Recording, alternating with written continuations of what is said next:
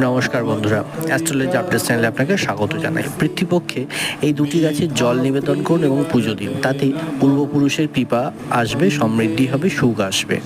তো কি করবেন? শ্রাদ্ধপক্ষে অশ্বত্থ গাছ লাগাতে হবে। পিতৃপক্ষে প্রতিদিন অশ্বত্থ গাছে জল দিতে হবে। বিশ্বাস করা প্রতিদিন অশ্বত্থ গাছে জল দিলে পরিবারে সুখ নিয়ে আসে।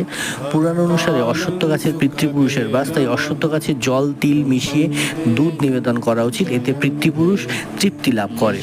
পিতৃপক্ষের প্রতি সন্ধ্যায় অশ্বত্থ গাছের নিচে তেলের প্রদীপ জ্বালান, পিতৃসূত পাঠ করুন, এতে পিতৃদোষ দূর হয় এবং অর্থ সংকট দূর হয়। তুলসীতে দেবী লক্ষ্মীর অধিবাস বলে মনে করা হয়। পিতৃপক্ষে তুলসীর পুজো করলে পূর্বপুরুষ সন্তুষ্ট হন এবং ঘরে লক্ষ্মী দেবীর অধিবাস হয় এবং সুখ শান্তি বিরাজ করে। ভিডিওটি যদি ভালো লেগে থাকে লাইক কমেন্ট শেয়ার করে সঙ্গে থাকবেন। চ্যানেলটি কিন্তু সাবস্ক্রাইব করতে ভুলবেন না। নমস্কার, ধন্যবাদ, ভালো থাকবেন।